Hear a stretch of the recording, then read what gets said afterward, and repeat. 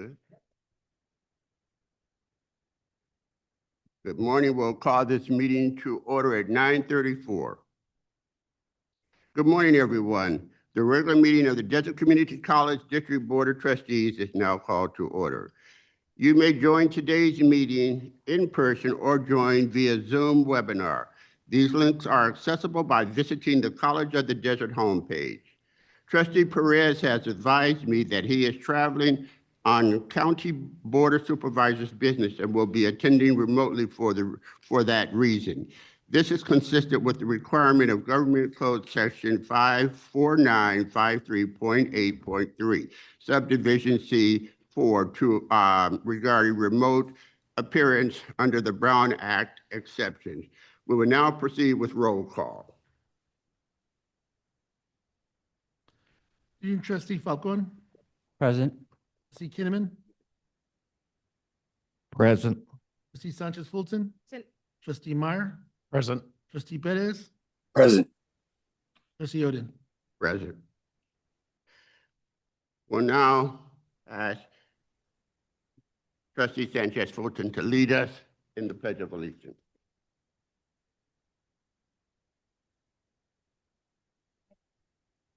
Pledge allegiance to the flag of the United States of America and to the republic for which it stands, one nation under God, indivisible, liberty and justice.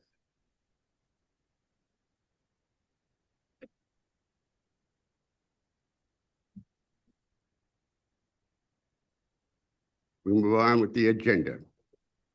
Pursuant to Government Code 54954.2 Subdivision B2, the board may take action on items of business not appearing on the posted agenda upon a determination by a 2/3 vote of the board, or if less than 2/3 the members of the board present, a unanimous vote of those present, and that there is a need for immediate action, and that need for action came to the attention of the local agency subsequent to the agenda being posted as specified. Confirmation of the agenda. Are there any additions, corrections, or deletions to the agenda for February 20th, 2026? Seeing none, the agenda stands as presented. We now move on to public comments. 3.01, request to address the Board of Trustees regarding regular agenda items. Remote public participation is allowed and will be accepted in person, by email to otp@collegeofthedesert.edu during the meeting and submitted for the record, or by using the raise your hand function by joining the Zoom link pursuant to the District Administration Procedure 23.45. Each speaker will be allowed a maximum of 3 minutes per topic. 15 minutes shall be the maximum time allotted for public speakers on any one subject, regardless of the number of speakers at any one board meeting. At the discretion of the majority of the board, these limits may be extended. All comments must be submitted or brought forward prior to the end of public comment section. As an additional note, this item is intended for members of the public who wish to speak regarding regular agenda items. An opportunity to address the board on matters not related to the agenda will be available at item 17.01 of today's agenda. Jeff, are there any public comments? We have received no requests for public comment. Public updates. 4.01, employee appointments. President Martinez Garcia. Yeah, I'd like to call on Vice President Terry Wilson to introduce this item. Thank you.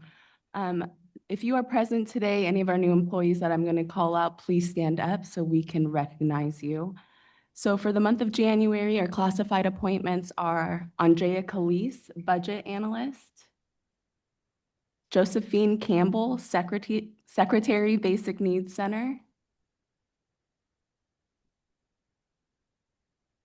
and for the leadership appointments, we have Katie Chartier. She's our Interim Dean of Counseling Services. And we have Kimberly Dozier, Acting Dean, Communications and Humanities. And Sarah Fry, Acting Dean, Mathematics and Sciences. Welcome to the team. Thank you, Vice President Wilson, and congratulations to our newest appointees. We now move on to point 4.02 proclamation, National Athletic Training Month. President Martinez Garcia, please help us to introduce this item. Yeah, I'd like to ask Vice President of Instruction, Joy Cowden, to facilitate introduction. Right, thank you. We have Michael Guzman. He's the College of the Desert athletic trainer, and he's going to introduce our proclamation reader. Hey, good morning. Good morning, members of the board and guests. It is my pleasure to introduce Eileen Lemos, athletic training student at College of the Desert, who will be reading today's proclamation. Thank you, guys.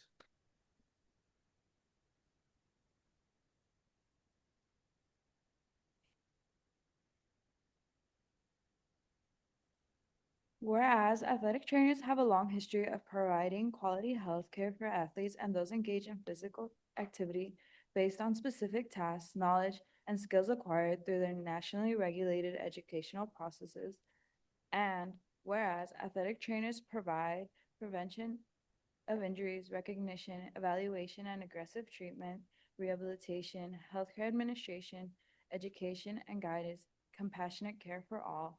And whereas the National Athletic Trainers Association represents and supports 44,000 members of the athletic training profession employed in the following settings: professional sports, college and universities, high schools, clinics and hospitals, corporate and industrial settings, performing arts, military branches, and whereas leading organizations concerned with athletic training and healthcare have joined together in a common desire to raise public awareness of the importance of athletic training profession and to emphasize the importance of quality healthcare within the aforementioned settings.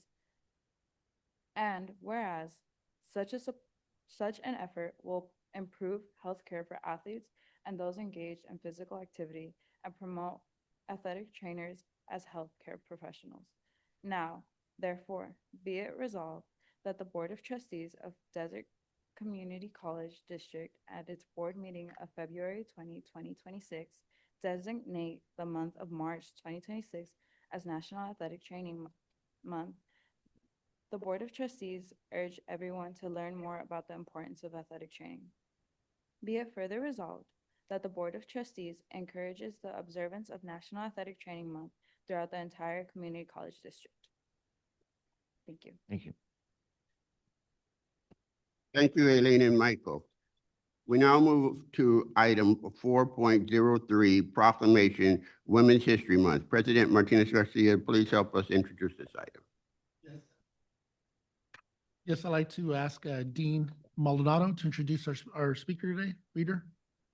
Good morning, Mr. Chair, Board of Trustees, President Martinez Garcia, Executive Cabinet, and guests. It is my honor to introduce the reader of the Women's History Month proclamation, Ashley Garcia. Ashley serves as an independent center for the Associated Students of College of the Desert and is currently majoring in political science.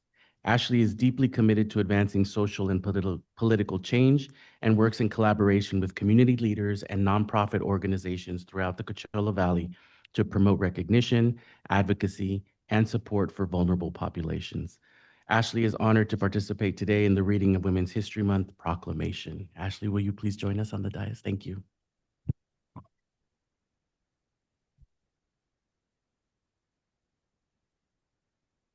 Whereas women of every race, class, and ethnic background have made historic contributions to the growth and strength of the United States in countless recorded and unrecorded ways. Whereas women have played and continue to play critical economic, cultural, and social roles in every sphere of the life of the nation by constructing a significant portion of both economic health, prosperity, and domestic tranquility.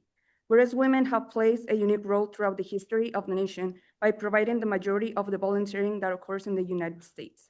Whereas women have particularly important in the establishment of early charitable, philanthropic, and cultural institutions of our nation. Whereas women in the United States have served as early leaders in the forefront of every major progressive social change movement. Whereas women have served in our country courageously in the military. Whereas women have been leaders not only in securing our own rights of suffrage and equal opportunity, but also in the abolishment movement, in the emancipation movement, in the industrial labor movement, and civil rights movement, and other movements which create a more fair and just society for all.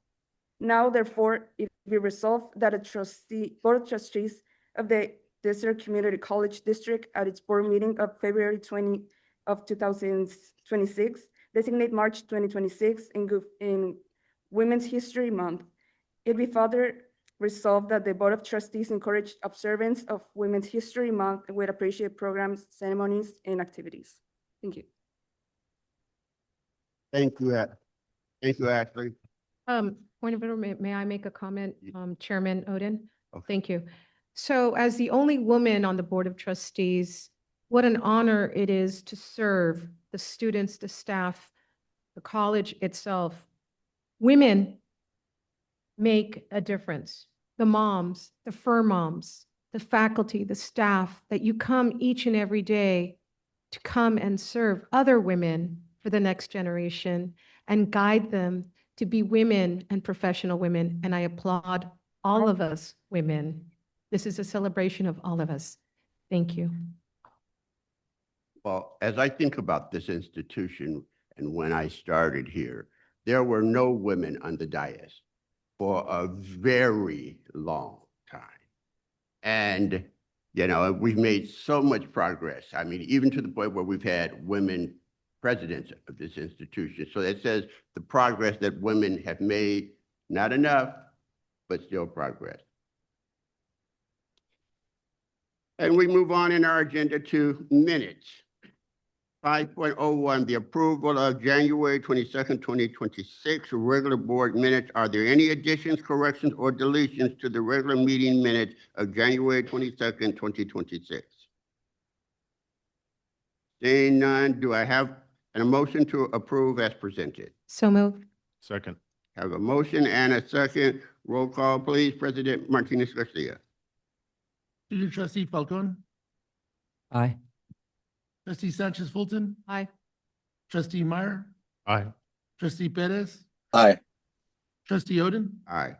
and trustee Kinnaman. Aye. Motion carried. Thank you. We move on in our agenda to item number 6, reports. At this time, we will go into board reports for Board Policy 2311. All reports shall be limited to 5 minutes each. And we begin with the Associated Students of College of the Desert, ASCOT. Ashley Garcia, ASCOT Independent Senator, is with us to share at the ASCOT report.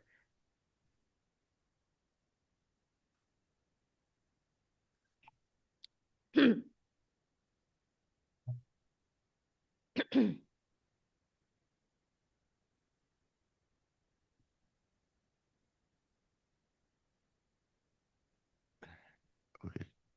All right, we'll give you a minute and we'll move on to the College of the Desert Foundation. We'll come back to you, Ashley.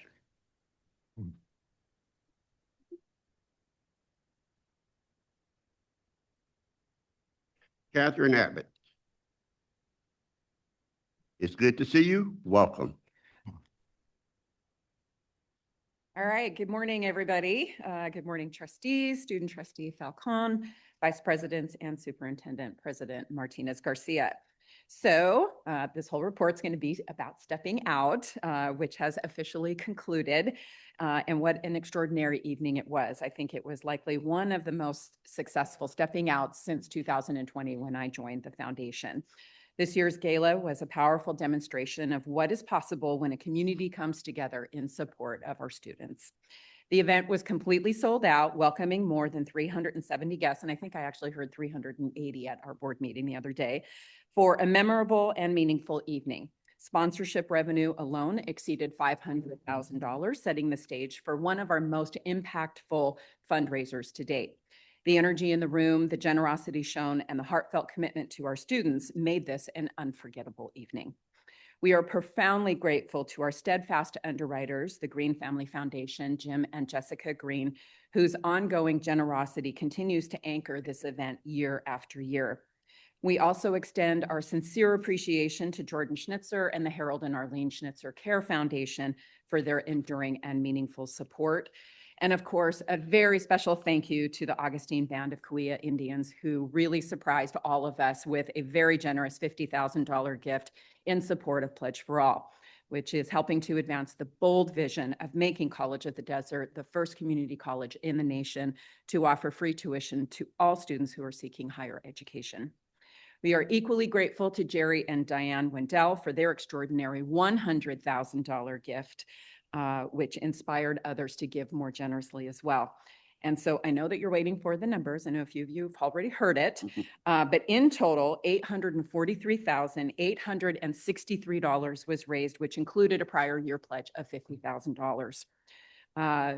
The paddle raise for Pledge for All, $329,343.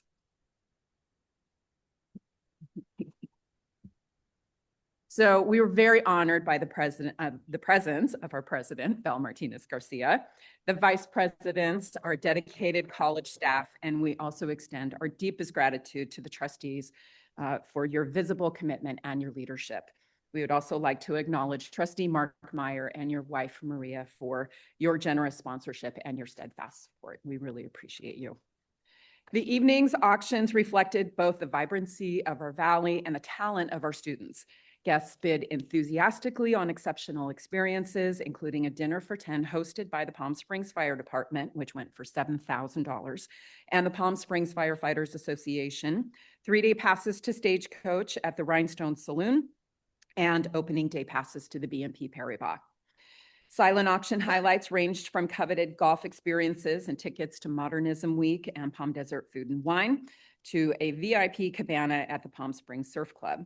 Particularly meaningful was the uniquely designed 3D printed birdhouse from our architecture department. We really want to thank Bert and Marina and Jose. They are all powerful reminders that our students' creativity and talent are at the heart of all that we do. For the second consecutive year, the Foundation Student Essay Competition gave voice to the transformative power of College of the Desert. 21 deeply moving essays shared stories of resilience, hope, and life-changing opportunity. Scholarship awards of 1,750 and 500 were presented, and the first place recipient moved the audience with a powerful onstage reading of her essay. It was a poignant reminder that access to education can change lives. Students are the true beneficiaries of the evening's generosity. Every paddle raised, every bid placed, and every sponsorship secured translates directly into opportunity, access, and bright futures. The COD Foundation is immensely proud to have produced an evening that was not only successful financially, but deeply meaningful and memorable for all who attended. Stepping out for COD once again demonstrated the extraordinary spirit of our community and, most importantly, its unwavering commitment to our students. Thank you. Thank you, Catherine, and I owe you a check.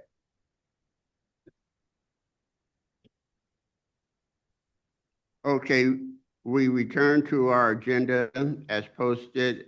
Associated Students of College of the Desert, Ascot Ashley. Welcome once again.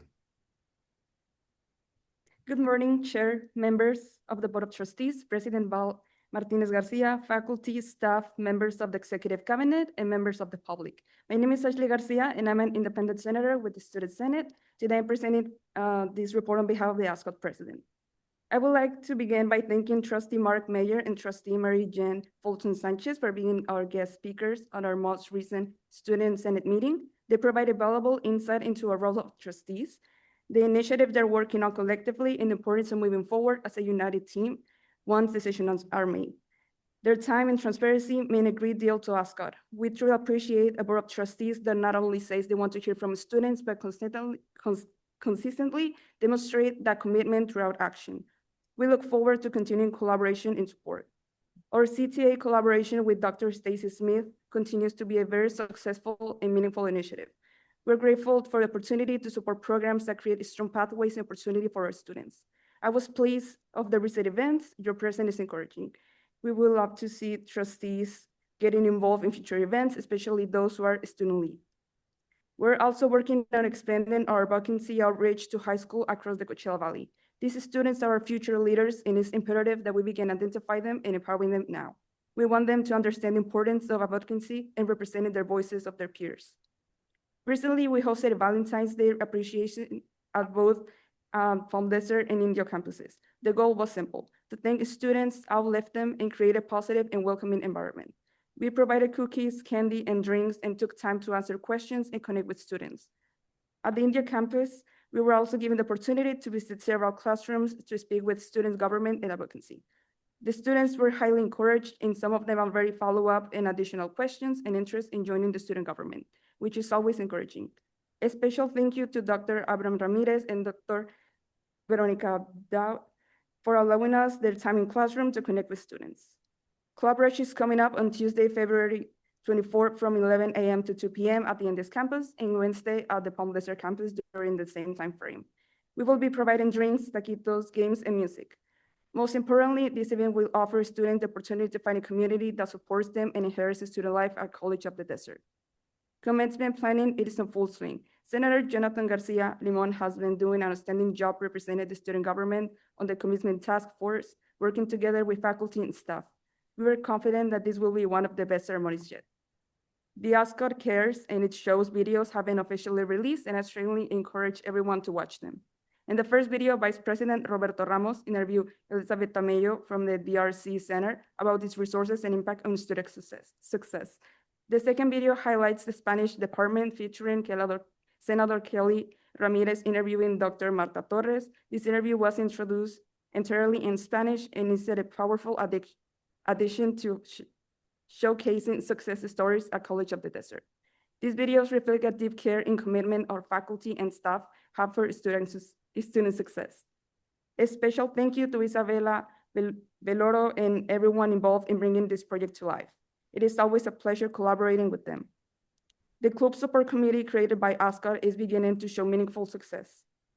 The committee currently includes 6 ASCOT members, along with 2 additional students, Jennifer Leon and Zafiro Vidal.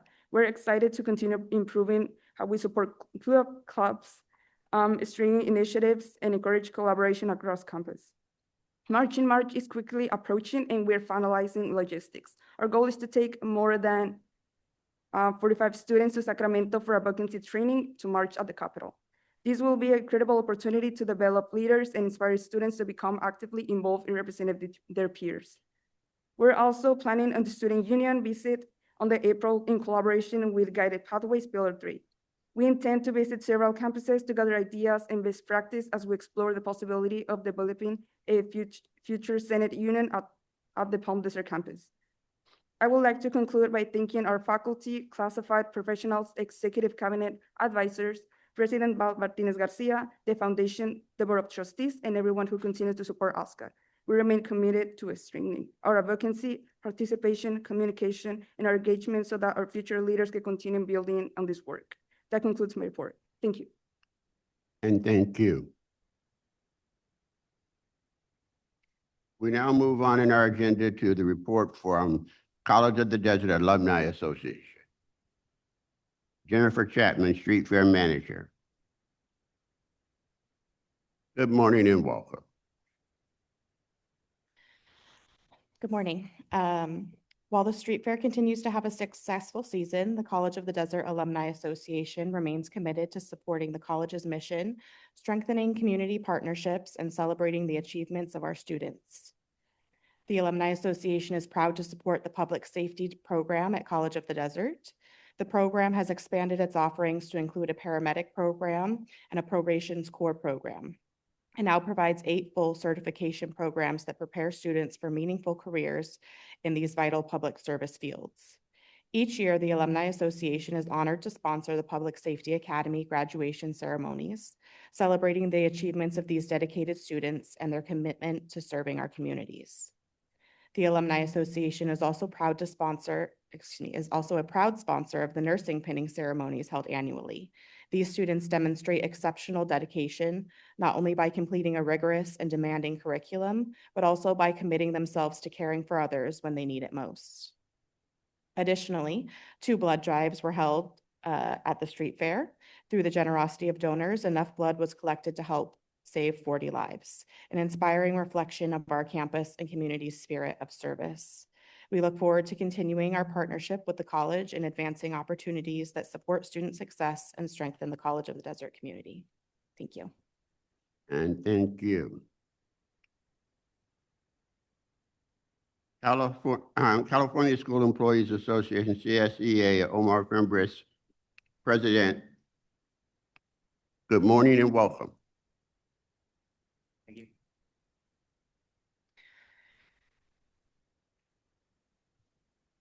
Good morning, Superintendent President Martinez Garcia, Board of Trustees, and Vice Presidents. February is Black History Month, a time to honor and reflect on the countless contributions of Black leaders, innovators, and creators.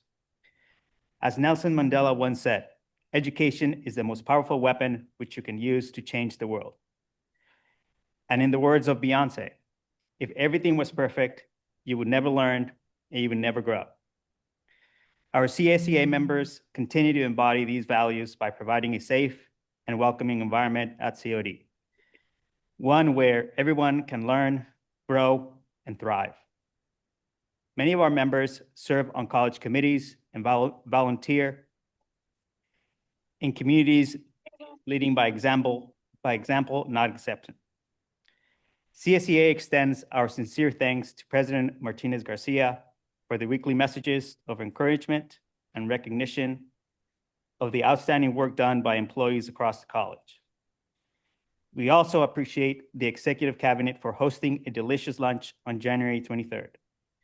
Our members enjoyed the opportunity to connect with colleagues and staff, and of course, the excitement of the raffle drawing added to the fun atmosphere.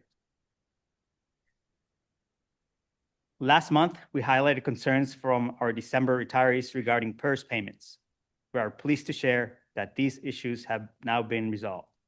However, retirees also reported confusion around vacation payout procedures. After CSEA involvement, we were able to provide the needed answers. Moving forward, we ask that future retirees receive clear and timely information before and after their retirement dates. Delayed responses to retirees' messages created unnecessary uncertainty, an area where HR can continue to improve. Commencement 2026 is just a few months away, and the admissions and records team, along with graduation committee, has begun the planning process for this special event. Despite their enthusiasm, the team is facing significant challenges due to student growth, new identity verification procedures, and staff shortages. Currently, 3 vacant positions, including 1 critical lead role. While it's commendable that the admissions and records team is stepping up, relying on each other to work beyond their job descriptions for extended period creates several risks. For instance, employee burnout, employee retention, and service may decline. In addition, A&R specialists submitted a reclassification for job duties back in October 2022, and yet to receive a final decision. This delay continues to create uncertainty regarding job responsibilities and departmental operations. We ask the district to prioritize filling these positions and finalizing the reclassification to ensure the team's stability and effectiveness. Many staff have encountered ongoing issues with email functionality, particularly when attempting to send personalized email merges to large groups of students. This feature is essential for effectively communicating with over 400 students in some programs. Staff also report that some emails are not being delivered, making it difficult to confirm whether messages are being received. We encourage continued efforts to resolve these technical challenges to support effective communications across campus. CSEA members recently attended several career and technical education program showcases. It was inspiring to see students exploring hands-on learning opportunities and career paths. We're delighted to learn that one of our professors, Luis Egaras once served as a chef at Camp David and the White House before joining COD. We also want to thank the programs that recognize our classified staff for their contribution during these events. Your appreciations means a great deal. And we all proudly share your gratitude with other members.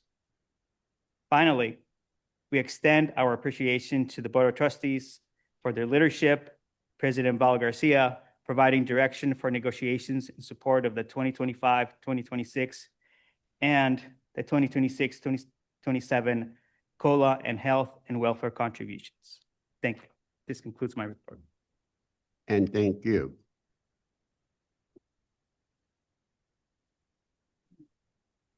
College of the Desert CODA, or the Adjunct Association, does not have a report today. So we move on to College of the Desert Faculty Association, COFA. Adam Gill. We've received no report from CODFA. Okay, then we move on in our agenda to the Academic Senate, Corbin Weil. Chris? And no report from the Academic Senate either. All right, then we move on to our governing report. Student Trustee Falcon.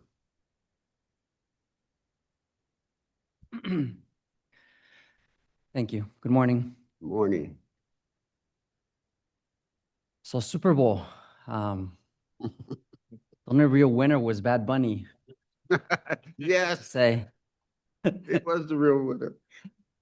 good morning, chair members of the Board of Trustees, President Bal Martinez Garcia, faculty, staff, executive cabinet, members of the public. I would like to begin by thanking Senator Ashley Garcia. It takes tremendous courage to speak in such a professional setting at such a young age.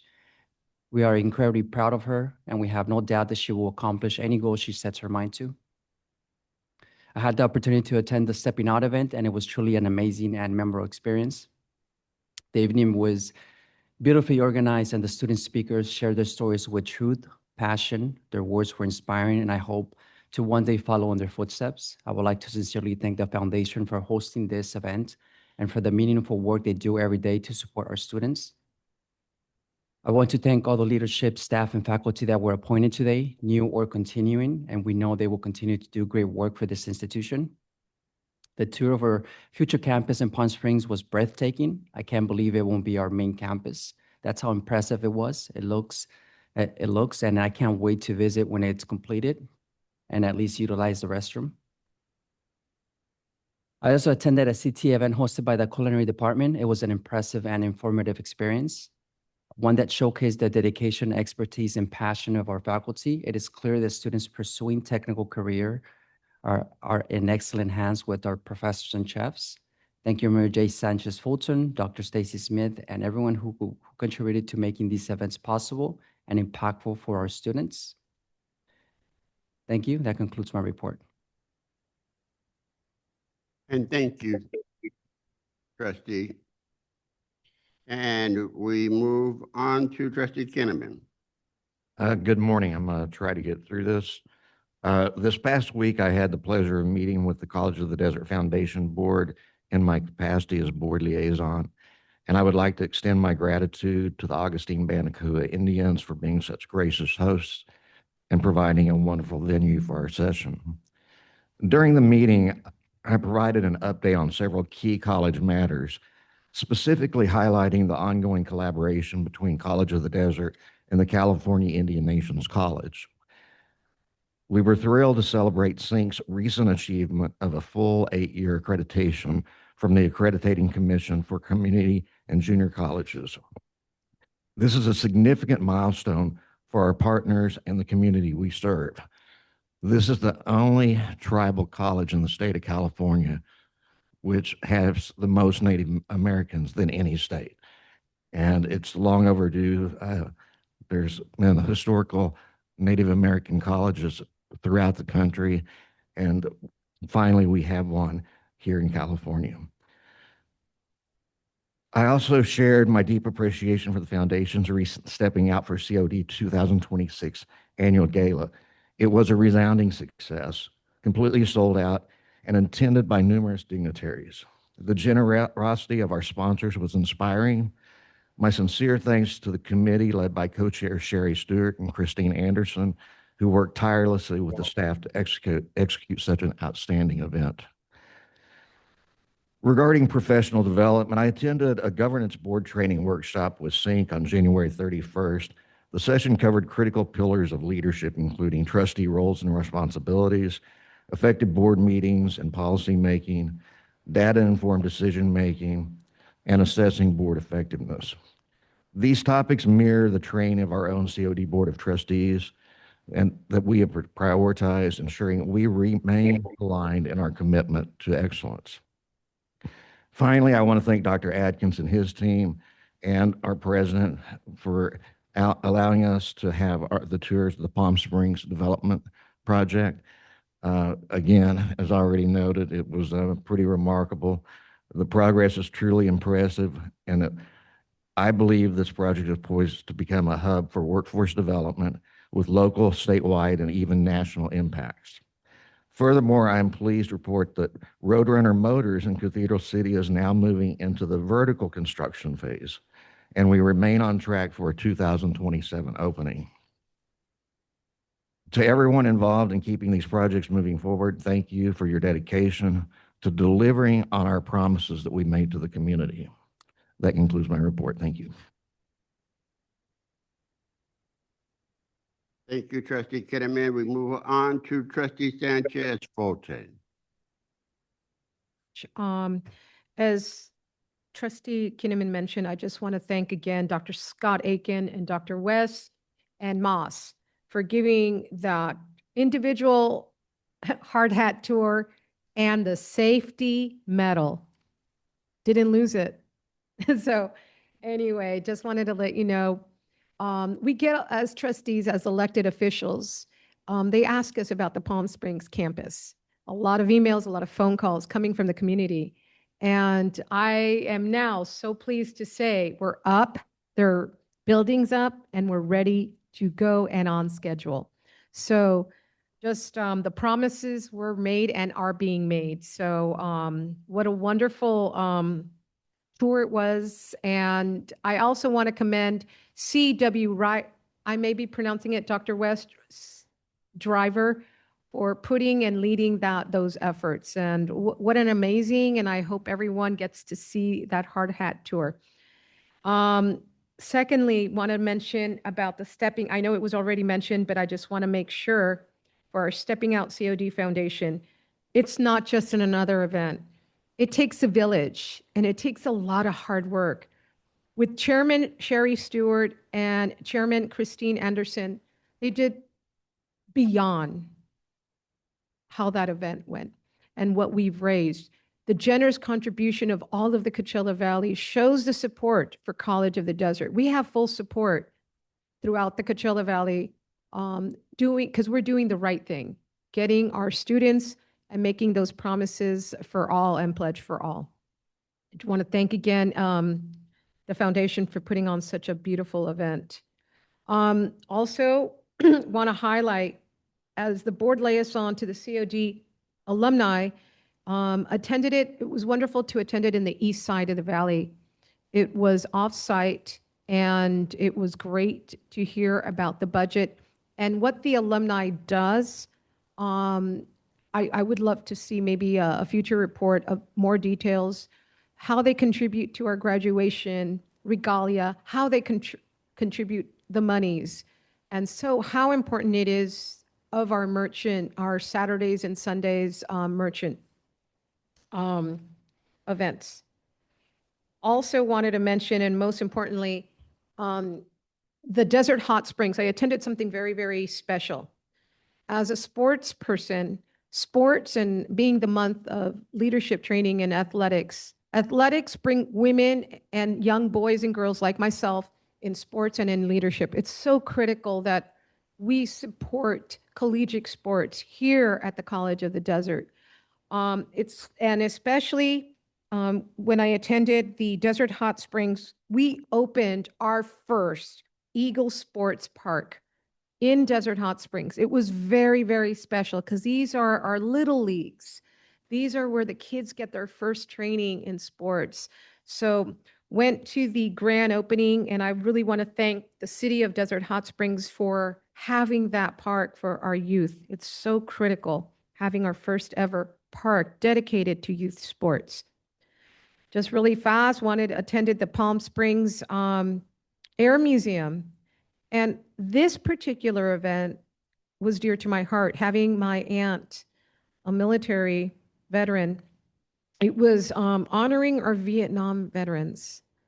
It was very heartfelt event, and it was just an amazing how our men and women, and I want to applaud Donnie always to support our veterans and keeping our Veteran Resource Center open for our men and women that have dedicated their lives for our country to remain free. I just want to announce that Donnie, she's amazing for our veterans. Gave her a call, and I said, guess what? The Riverside County Veteran Resource Center is coming up March 15th. Could we make it happen for COD? Can we have our presence? Just to let you know, Dynamo Donnie does it. That's what her name should be. We're doing it and we're participating the March 15th Riverside County Veterans Resource Fair. And we are there. COD Roadrunner Beep Beep is there. And I just want to share that how when we work together as a unit, as a family here at the college, things can happen. It was wonderful that we're able to participate in the whole county event upcoming March 15th for all the veterans. Please keep that in mind. So it's going to be a resource fair, and we're going to be one of the resource. She's going to have a table there with about College of the Desert. Most importantly, I attended the California Legislative Conference. Why is that so important? The California Community College League, it was Trustee Meyer, Chairman Oden attended. We were there advocating and talking about to Assemblyman Jeff Gonzalez. We went to Assemblyman Wallace and Senator Rocio Ochoa.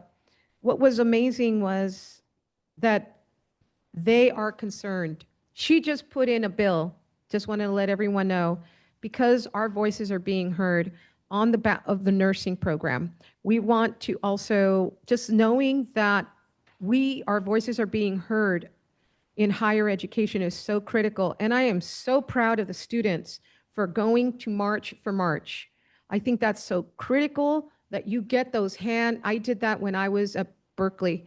And going to advocate days and getting your feet wet and advocating is so critical for your leadership. It's so, so important. So we as trustees go in there and we advocate for the district. So all the elected 115 community colleges trustees were there going to their elected and telling them our concerns and letting them talk. What would you like? How could we partner? One more item, if I may, Chairman Oden. I know I'm going to be leaving in a little while, so I just kind of want to, and I just want to thank SYNC. I just want to be on record for SYNC and acknowledge Dr. Kinnaman when he was president and when I was at the board, how that was about having our first Native American community college. This ends my report, and I thank you for allowing me to speak. You're welcome. We'll move on to Trustee Meyer.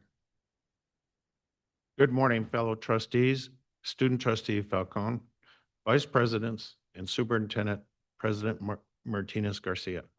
I would also like to extend a warm welcome to the members of the public joining us today, as well to our fellow Roadrunners. Recently, three of us, Trustee Sanchez Fulton, Board Chair Oden, and I attended the Legislative Conference in Sacramento.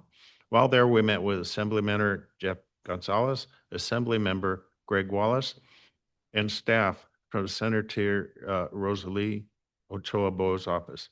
The conversations were productive and very well received. We emphasized three key priorities: expanding baccalaureate programs at two-year colleges, modernizing dual enrollment qualifications to ensure parity with the CSU system, and pausing and reassessing the 50% law. Each office was prepared and receptive to our message and shared that a bill authorizing a pilot baccalaureate program for community colleges, in particular for rural colleges, had just passed in the assembly. We also presented each office with both the official COD pin and the Golden Roadrunner pin. Board Chair Oden and I also traveled to Washington, D.C. on a very similar advocacy mission, and he will share more details in his report. COD continues to have tremendous opportunities to support student success, both academically and in life. To fully realize that potential, we must embrace a culture of continuous improvement. We've always done it that way, cannot be our default mindset. Instead, we should look for ways to remove barriers and seize opportunities that benefit students. Recently, I've observed instances where opportunities were dismissed too quickly, whether due to concerns about liability or because a similar program already exists.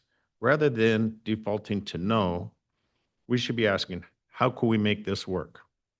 And which option best serves students? Sometimes the answer may be one program, sometimes the other, sometimes both. There are 116 colleges in the California community college system, serving more than 2.2 million students, the largest higher education system in the United States, and I believe that could be the world. We don't have all the answers, but by learning from our peers and adopting best practices, we can position COD as a leader within the system. I would also encourage the foundation to continue inviting our state and federal elected officials to its events. Keeping them engaged strengthens their connection to COD and reinforces the importance of the work we do. On a personal note, Maria and I recently attended the Palm Springs Air Museum Gala, where many veterans were honored, and the 50th anniversary of the end of the Vietnam War was commemorated. Over the past couple of weeks, we also harvested more than 2,200 pounds of grapefruit and a few tangelos in Bermuda Dunes, all of which were delivered to Find Food Bank. Because of the care we take in harvesting, Find Food Bank places this fruit directly into distribution. Perhaps some of it will make its way to our own food pantries. We had hoped to involve COD's College Corps students in the harvest, but encountered some pushbacks. Fortunately, the CSU San Bernardino College Corps stepped in enthusiastically. Thanks to their help, fruit that would have gone to waste is now supporting families across the valley. I am so excited to hear the news about SYNC and the accreditation. In my research, this is the first time an Indian Nations college in 30 years has got accreditation in California, and it's the only one, as was stated earlier. When we were in Sacramento, a few of my fellow trustees asked how we did it. I said, we didn't do it, they did it. They took the initiative, they focused, and they did it with our support. So I was very pleased, and I'm pleased if we can continue to support that efforts. Marie and I were excited and pleased to host a table at the Foundation Gala. The friends we invited had a great evening. I'm sure they came away with a fuller understanding of COD and the foundation. Our grateful thanks go to the foundation and the staff who put together another successful event. By the way, when I talk to other trustees from other colleges, they are curious and somewhat envious about how strong our foundation is with the community. The word is out. We have a good foundation.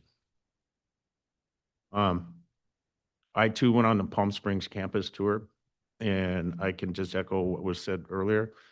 But I have been hearing from people who drive by on Farrell, thank you, on Farrell Street, and they say, it's amazing. And the other day I had a couple of different people, I was in a lunch meeting, and they said, we're so glad to see a construction project like that go on, and we know it will be completed. I said, how is that? And they said, well, we've seen construction projects start and never get finished. We know you guys are on track, you'll get it finished, and we're very pleased with it. So I'm getting good feedback from the community on that. Looking ahead, I'm eager for our engagement with ACCJC during the upcoming accreditation review. I want to thank everyone involved in preparing for this important process, and I'm confident that our collective efforts will shine. That concludes my report for this month. I look forward to showing more updates in March. Thank you, Trustee Meyer. Trustee Perez. Thank you, Mr. Chair. Good morning, everyone. I regret that I am unable to be with you in person today as I'm participating remotely under as allowed per California law because I'm traveling on behalf of another agency. Thank you to the chair and my colleagues for allowing me to join remotely, and to our staff for making the necessary accommodations. I also want to extend my appreciation to the superintendent, Jeff, and our IT department for ensuring everything runs smoothly. I hope everyone has been staying safe during the recent storms and high winds. Thank you to our maintenance and operations team for your hard work in addressing and repairing the damages on our campus. Your efforts do not go unnoticed. I would also like to thank our superintendent president and Chip West for their continued leadership. Congratulations to the California Indian Nations College, as it has been said, on its recent accreditation by the Accrediting Commission for Community and Junior Colleges. Although our formal partnership is coming to the end, this achievement is truly worth celebrating.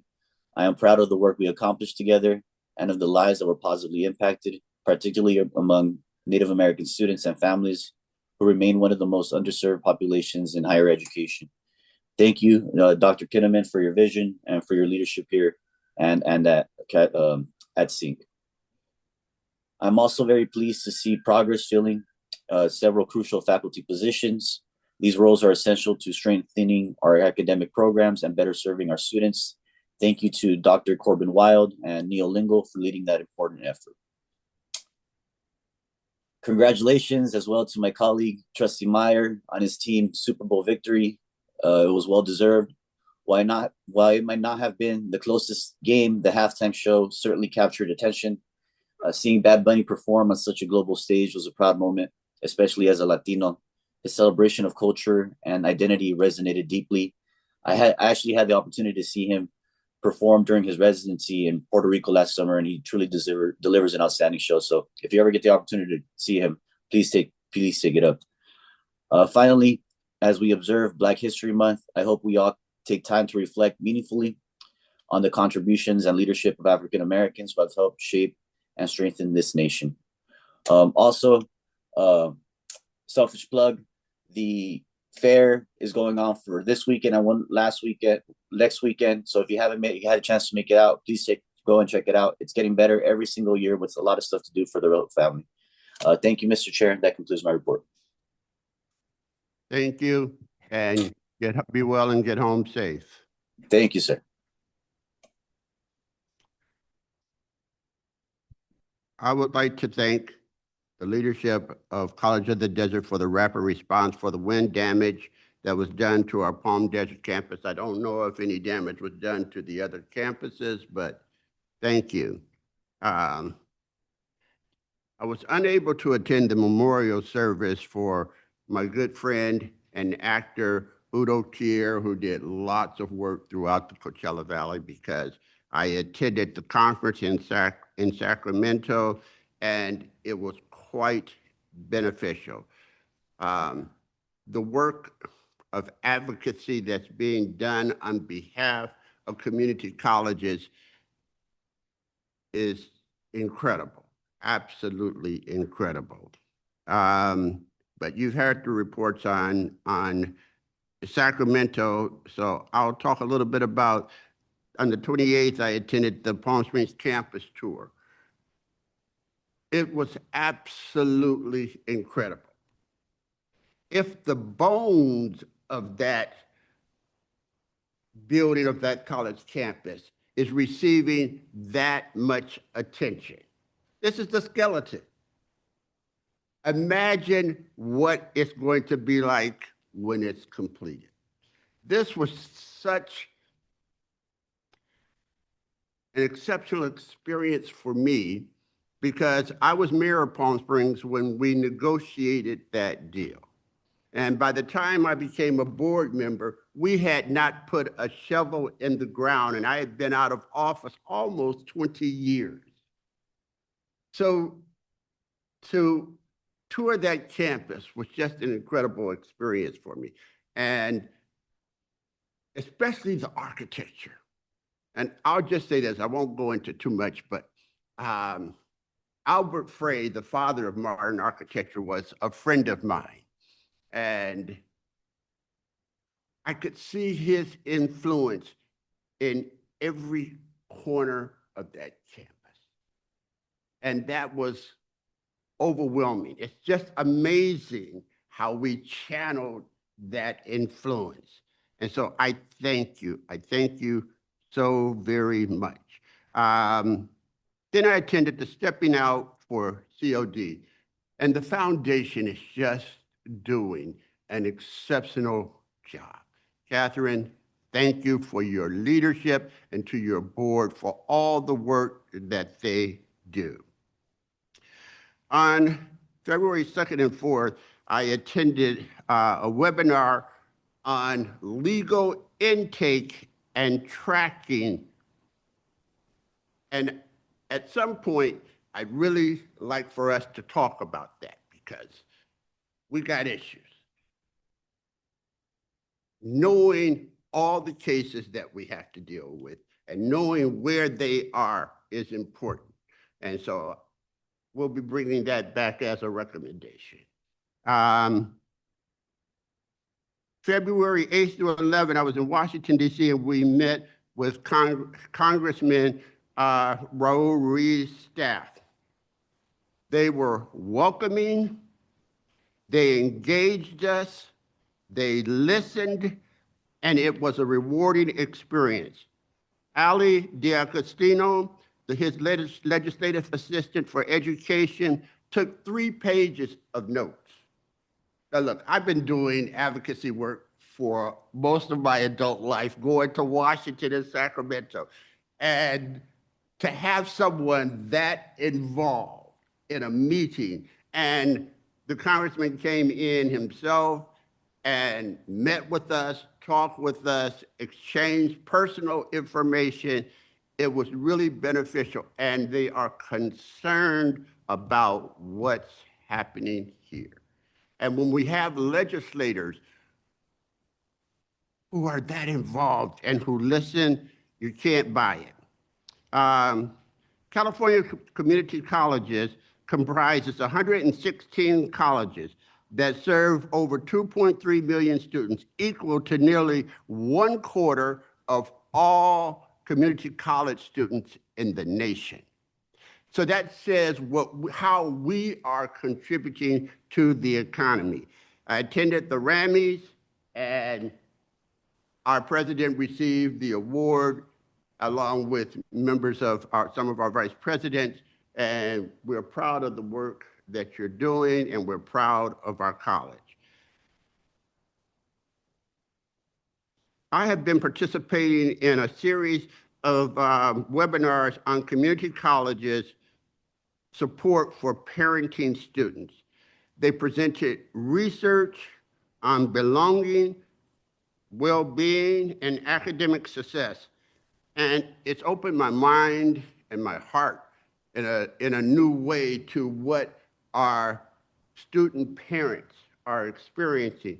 And I want to look at ways how we might better serve them. So also congratulations to the Indian Nations College and for the work that you're doing. And that concludes my report.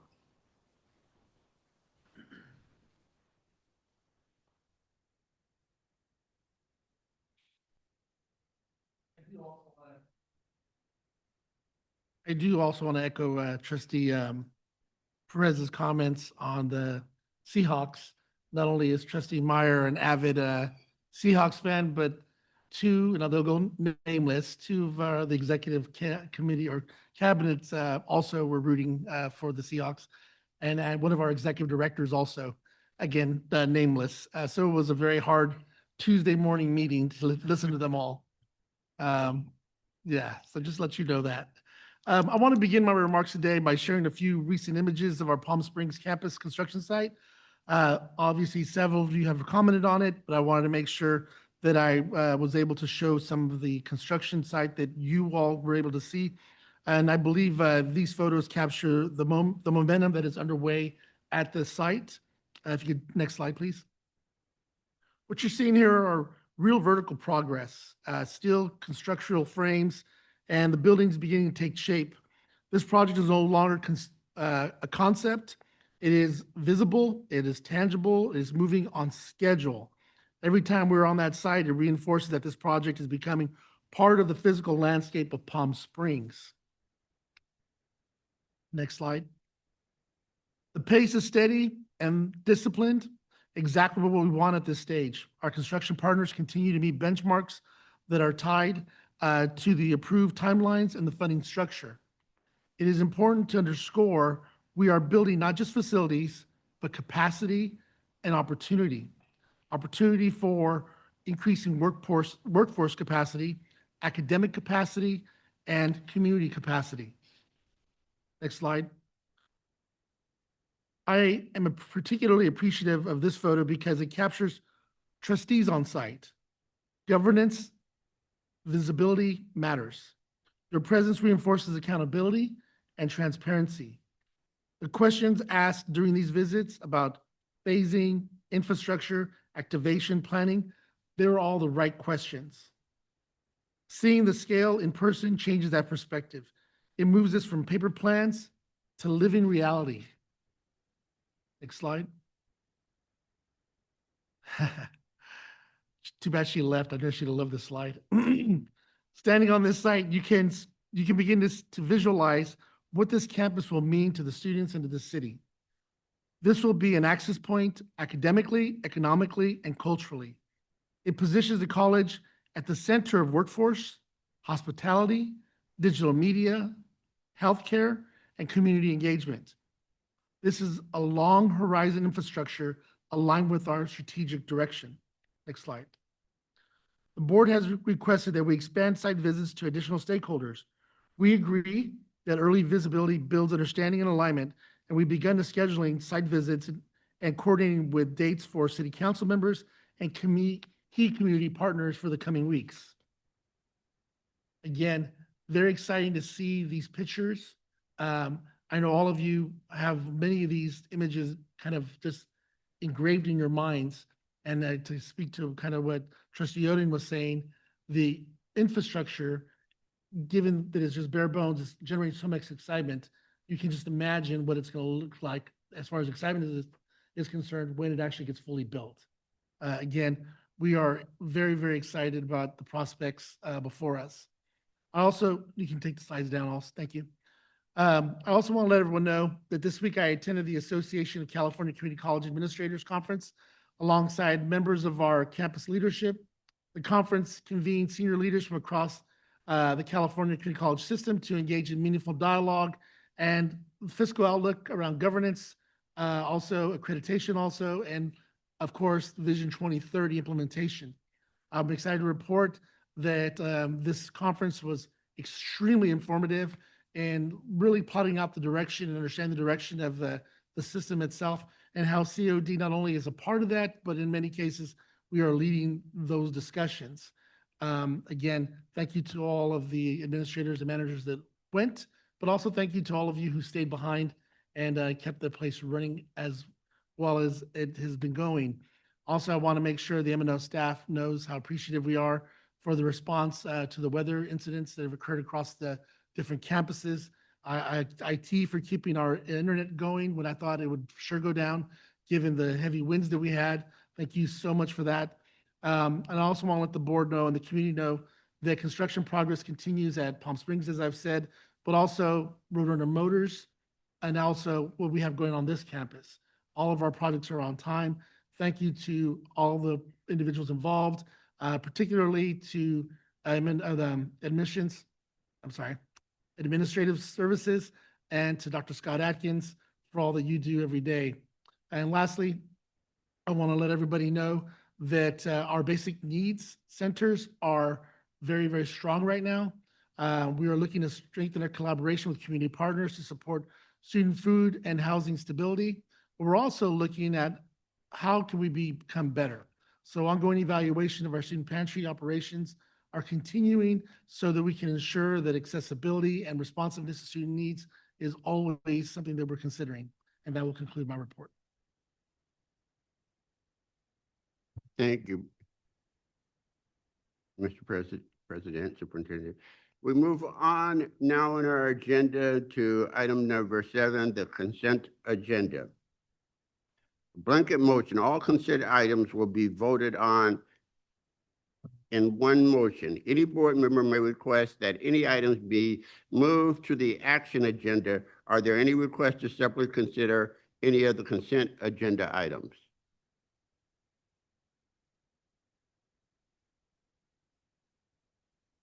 Seeing none, we move on. Thank you. Are there any objections to moving the consent agenda for separate? No. Do I have a motion to adopt the consent agenda? So moved. Second. And second. Roll call, please. Student trustee Falcon, Aye. trustee Kinnaman, Aye. trustee Meyer, Aye. trustee Perez, Aye. trustee Oden, Aye. motion carried.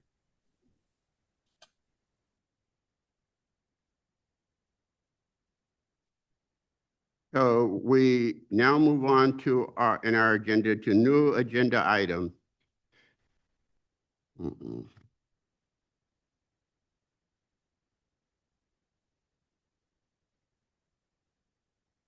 You're at Agenda item number 11, Board of Trustees regular meeting 2026. Do I have a motion to approve So about moved. item? No, is that right? Yes. 1101, So moved. Second. have a motion and a second. Any discussion? Roll call, please. Mr. Student President. trustee Falcon, Aye. trustee Kinnaman, Aye. trustee Meyer, Aye. trustee Perez, Aye. trustee Oden, Aye. motion carried.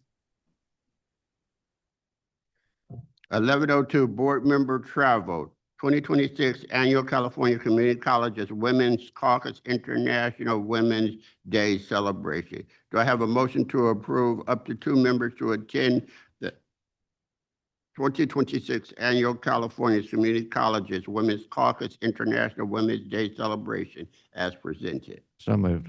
Second. Have a motion and a second. Any discussion? Yes, I'd like to, as I saw this agenda item, I was reviewing it, and in this being, we had the proclamation of Women's Month. I was very pleased to see this come up as an agenda item to participate in this caucus on the International Women's Day celebration. Well, I know there was quite a bit of discussion about it. There was. So I'm glad to see it as well. So we have a motion and a second. Roll call, please. President Martinez Garcia. Student trustee Falcon, Aye.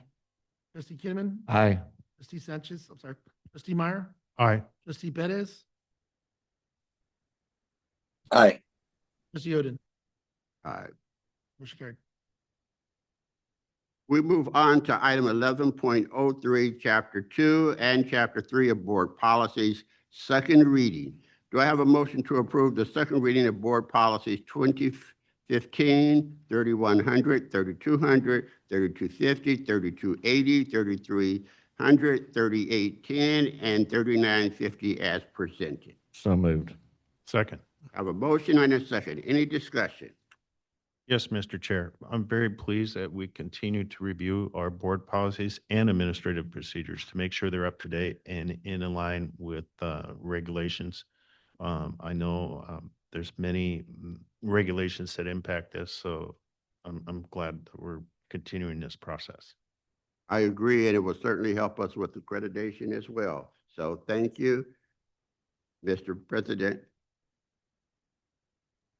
Student trustee Falcon, Aye. trustee Kinnaman, Aye. trustee Meyer, Aye. trustee Perez, Aye. trustee Oden, Aye. motion carried. So we move on in our agenda to action. Superintendent President Accreditation Follow-Up Report. Before I take a motion, I'd like to ask President Martinez Garcia to facilitate this item. Well, as we've all been discussing here for a couple of meetings now, we are moving to our site visit.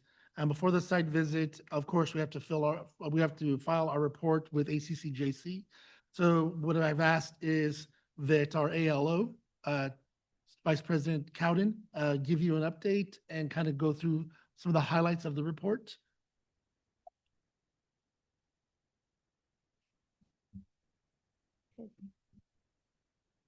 You can bring up okay, sorry. So here's the report. And I did just want to, thank you to the Board of Trustees and Executive Cabinet and everyone that's here. But I did really want to thank the Board of Trustees because, when I very first started, one of my first items that they gave me is the follow-up report with the things that I'm gonna have to work with the board. And it really did make me very nervous. But thank you for making this easy because it actually was quite easy putting this report together because of all the work that you have been doing since then.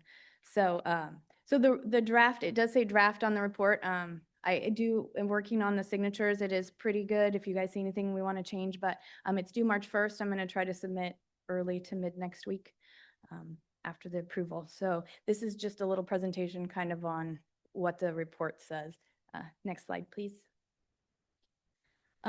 So there's a little typo in here where it says initial accreditation, but this is the application for the follow-up report. These are the signatures for this report. Next slide, please. So we have the 3 requirements. Compliance requirement number 1 is standard 4C2, and it is that the board acts as a collective entity. So once the board reaches a decision, all members must act in support of it. So the actions taken by the board were the policy revision when Board Policy 2715, the Code of Ethics, was updated to explicitly prohibit trustees from directing staff or acting independently. The training that was performed on September 19th, 2025, the role of the board session, the official vegetable scenario, I think that's one everybody will always remember, even if you don't like broccoli. That learned that once a vote passes, even for broccoli, they must support the decision publicly. Demonstrated unity. So some of the things, and I'll have the evidence for this. This doesn't have the links for the evidence, but it'll be things like the unanimous public support for President Garcia with the 5-0 vote for his contract after the split 3-2 initial vote. That's exactly what that's talking about. Even if you don't like broccoli, you have to come and say now the official broccoli. And then creation of the Permanent Board Continuous Improvement Committee, I think, is also showing that in the training that is going on. Next slide, please. Okay, so compliance requirement number 2 is standard 4C10, and it's the board self-evaluation and improvement. The board must conduct regular self-evaluations and use the results to improve performance. The actions taken, the transparent process. So Board Policy 2745 was updated to mandate annual evaluation and public discussion. So the May 2025 board retreat, the board publicly reviewed low scores in the Ethics 3.0 and CEO Relationship 3.2 facilitated by ACCT, but then closing the loop, the results were directly linked to new training goals. The board speaks with one voice, shifted from a perfunctory compliance activity to a tool for structural reform. And I think some of the board members were talking about in their discussions that we're continuous improvement is what the board is going to be working on, not just to pass this approval. Next slide, please. So this is compliance requirement number 3, standard 4C12, the delegation of authority to the CEO. The board delegates full responsibility to the CEO to administer policy without interference. So the actions taken here were the codification of board policies 2430 and 7110, and they explicitly assign executive responsibility and personnel actions to the superintendent president. Again, in that same training as the previous broccoli training, we also discussed a drainage issue where the trustees learned they cannot promise facility fixes to the public. They must refer operational matters to the CEO. So the evidence of the non-interference will be like an example of facilities. The board approved pre-ordering steel, but left the supply chain management to staff. And safety, the board reviewed Indio campus safety reports without issuing operational directives. Next slide, please. So I think some of the themes of this report are from individualism to disciplined governance. And the evidence collected for this report demonstrated a sustained cultural shift. There's a united voice. Trustees now understand that a single trustee has no power or authority outside the board meeting. Structural accountability, the establishment of the Standing Committee on Continuous Improvement ensures that habits last beyond the current accreditation cycle, and respect for roles.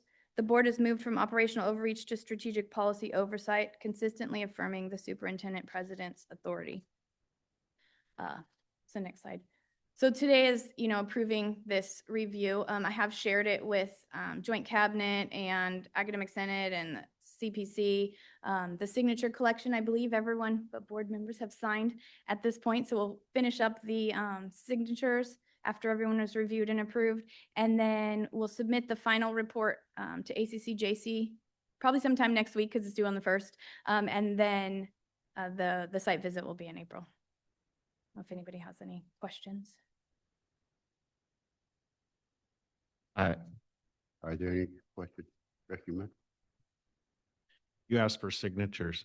Who is signing? I think just the board chair, Trustee Oden. Okay. And then Juan Falcone as the Ask God. But I'd just like to thank you for the presentation. It was concise and the examples were right on because they aligned with the trainings that we've had. And I appreciate you honing in on that. I think it strengthens what you're writing. And again, thanks staff for assisting us. Thank you. Yeah, I'm a little amazed. You're new to the college and you put this together very, very well. Thank you. You must have researched a lot of different people and talked to them. Yeah, well, it's kind of nice all the board meetings are. Trustee Meyer, recorded. I like broccoli. You do. I like broccoli. I do eat my broccoli, yes. Mr. Chair, if I may, also want to echo the comments of my fellow trustees, and thank you, Vice President Calvin, for that report. Extremely concise, and I think it really shows the effort that we have been making, how serious we took it last year when we were going through this. We said that we were going to lean into it and learn from, I guess, our mistakes, for lack of better words. And I think we finally have a board that works together in unison and really acts as a collective voice for the betterment of our students and our community. Thank you. Thank you, Trustee Perez. Do I have a motion to approve the accreditation follow-up report as presented? So moved. Second. I'll second. I have a motion and a second. Any discussion? I just like to thank Trustee Meyer and I think initially Trustee Perez on the subcommittee that was working on this and helping shepherd this as we were going through. You did some heavy lifting, so thank you. Yeah.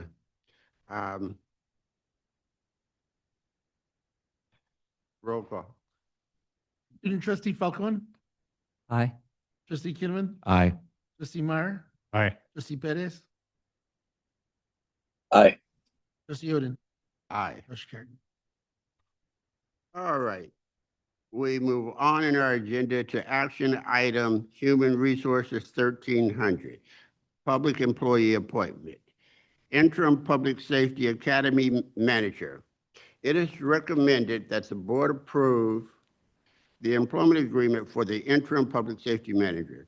This recommended action will approve the employment agreement for the interim public safety academy manager commencing from January 28, 2026 through June 30th, 2026.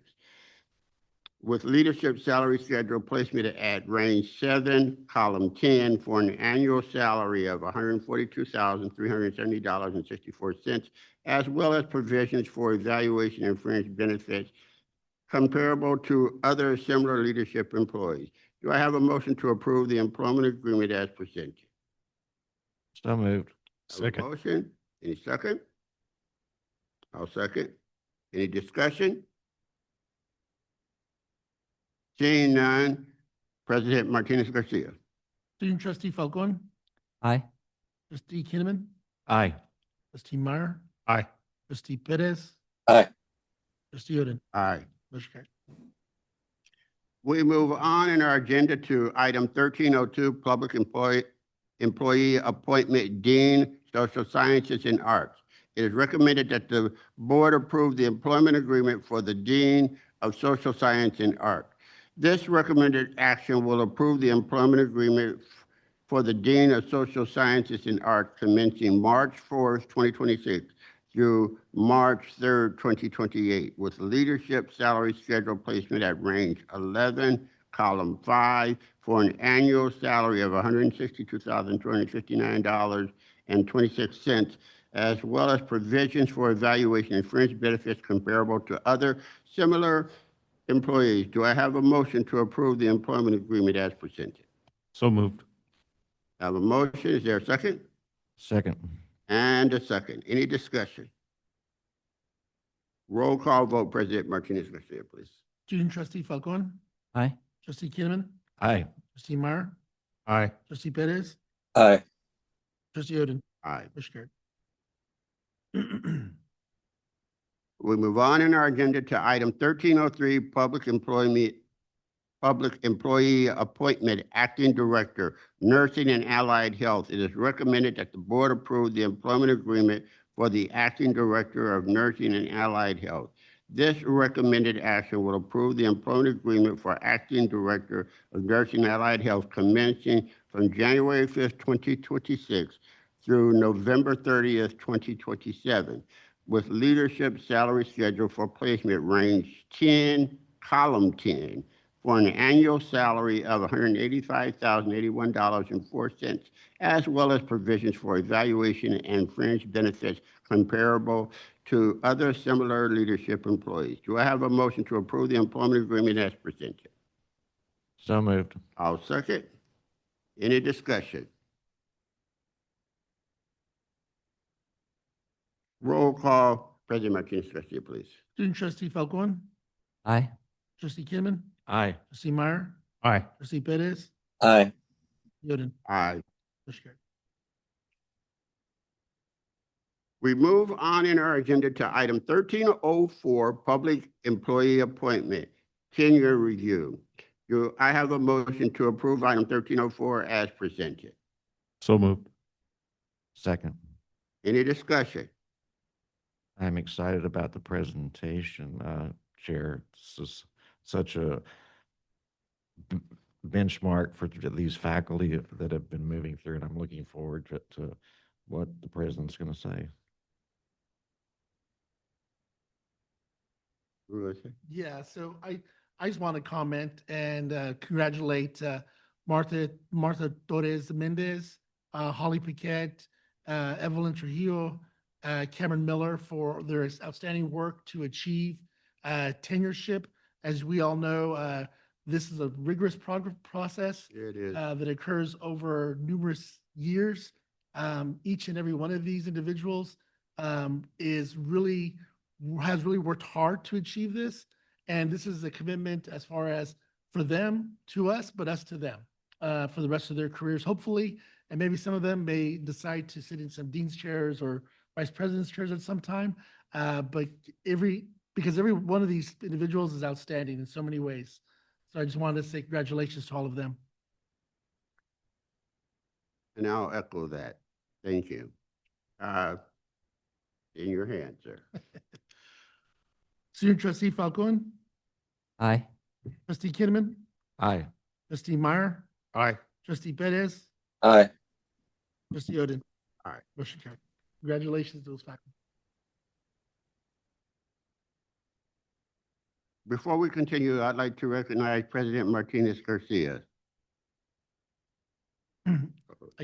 Again, just say thank you so much to all the deans and all the chairs that work with these particular faculty. I'd also like to call on Joy Cowden, Vice President of Instruction and Vice President of Student Services to maybe talk a little bit more specifically about each one of our tenured faculty now. Sure, thank you. So on the list on here, so Cameron Miller is our associate professor in fire technology.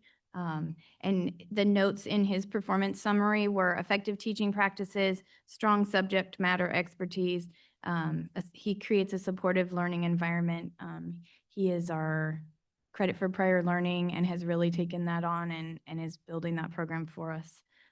Holly Paquette is a biology faculty. She's a professor in biology, and her noting was that she is effective student-centered teaching practices and leadership in instructional innovation and institutional initiatives. And then Martha Torres Martinez is a Spanish faculty, an associate professor in Spanish, and she was documented for highly effective teaching across modalities, deep commitment to students, and leadership in curricular and cultural initiatives within the college community. And then I'll chime in to talk about Evelyn Trejo. Evelyn is local to the Coachella Valley, and she actually started working here at College of the Desert as an EDGE outreach specialist while she was still completing her master's degree. Then we were very excited to welcome her as a counselor. 4 years ago, she started devoting herself to our Veterans Resource Center, where she serves our student veterans, active duty service members, and their dependents. We're very thankful to have Evelyn with us. This honor is a testament to your dedication and value impact you, the faculty, have had on your students. Thank you for years of service. We look forward to your continued positive impact on the lives of our students and our college community. Can all of us please join me in a round of applause for recognizing their achievement?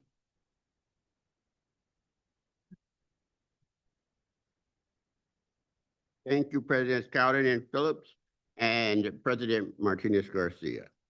We move on in our agenda to item 14, action item administrative services, 1401 budget revisions. Do I have a motion to approve the 25-26 budget revisions as presented? So moved. Second. I have a motion and a second. Any discussion? Seeing none, roll call, Mr. President Martinez Garcia. Student trustee Falcon, Aye. trustee Kinnaman, Aye. trustee Meyer, Aye. trustee Perez, Aye. trustee Oden. Aye.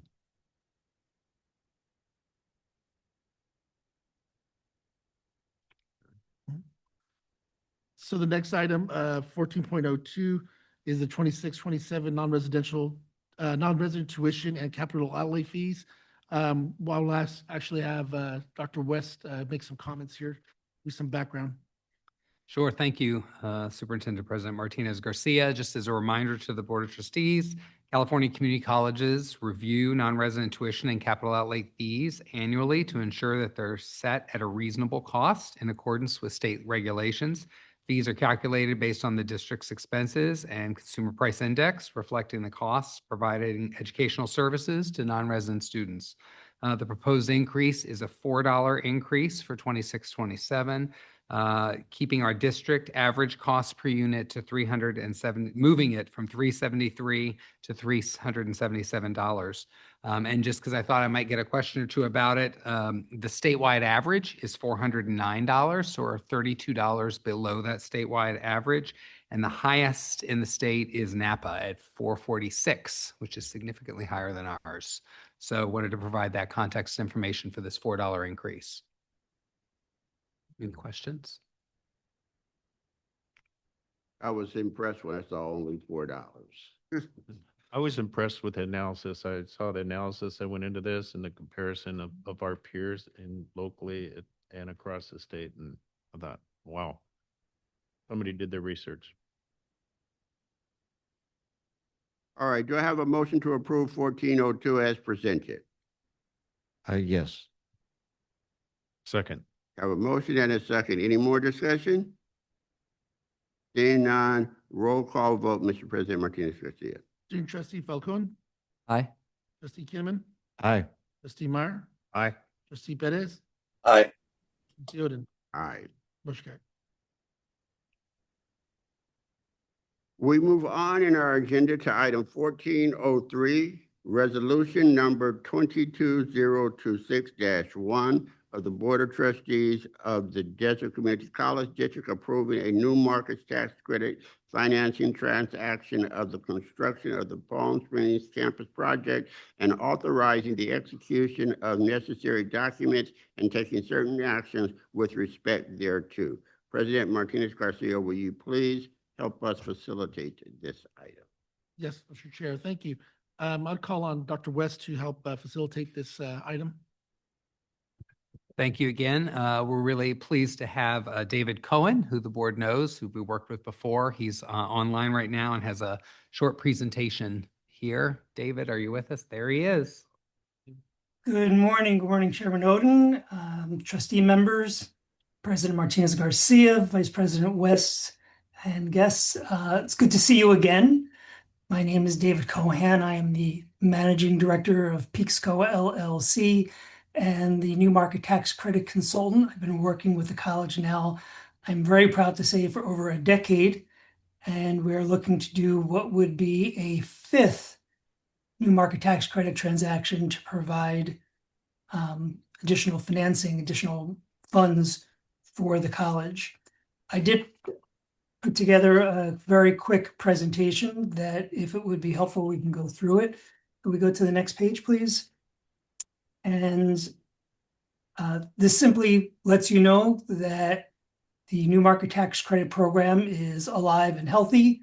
This year, they did what was called a double round, and there are $10 billion worth of new market tax credit allocation or tax credit capacity available. That's double the amount that's annually awarded usually. So far, we have used new market tax credits 4 times in the years that you see there to raise more than $22 million for the college. I'm very proud to say. And we'd like to use our experience to do that again for the Palm Springs campus, which is also located in an extremely distressed census tract, believe it or not, to some people in Palm Springs. Could we have the next slide, please? As most of you know, since we've done this before, New Market Tax Credits is a very specialized vehicle, and this slide explains a little bit of that. It's a 39% tax credit given out over 7 years to investors, matches it along with monies going into the project already. We are still in the early stages of identifying those groups that are known as community development entities that have received an allocation of this tax credit authority to put together how much tax credit authority we could use for the Palm Springs campus. It's a little bit of an odd year in the new market tax credit world because of the way the Treasury Department has been delayed in pulling together all of the information and some of the additional requirements that they are presenting to the community development entities that are involved. So I don't have a number for you in terms of how much tax credit authority we'll be using. We know there is one CDE that has made a definite verbal commitment. We're waiting for their written commitment. I would let you know that in the bottom line to all of this is we would hope there would be somewhere in the order of magnitude of anywhere from $2.5 million to $10 million more coming to the college by the time we're done. That's a net number, net of all expenses of the transaction and fees and all the other pieces that would have to get done as we usually do. Could I have the next slide, please? Things that the board, I always like to let the Board of Trustees and the other executive staff know. One, we can now say the College of the Desert has over a decade of experience of working with new market tax credits, including what we call the unwind of the first deal we did, which was the original Indio campus building back in 2014. And there are no additional risks for COD by doing this. So this doesn't add any other financing or other real debt risks or anything else.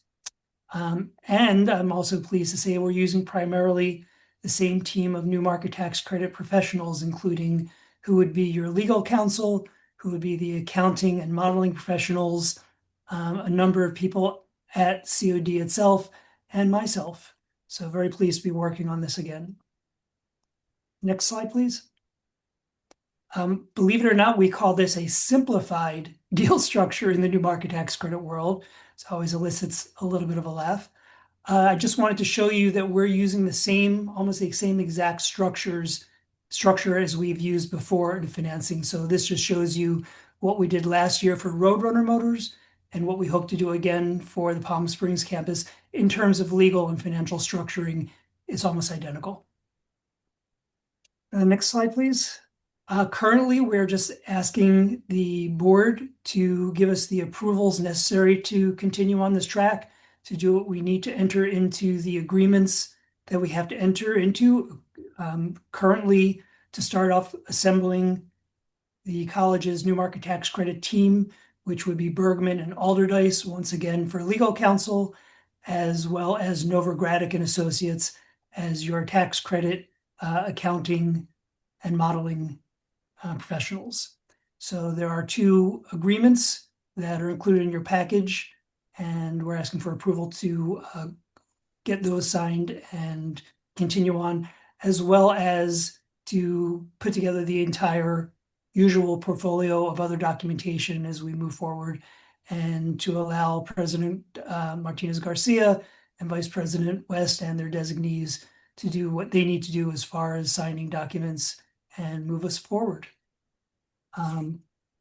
We don't know exact timing of all of this. Thank you. You can go to the next slide, please. That's really what I just said in the last piece. And then the next slide. We don't know the exact timing of what we're going through because it depends on when the CDEs get their final contractual agreements together with the Treasury Department and when we'll move forward. We would hope, I believe, to have this closed by sometime early summer, possibly before. And we'll keep you fully apprised at upcoming meetings. You'll have the ability to review everything again and, if need be, change our authorities on things as well. And that's my presentation.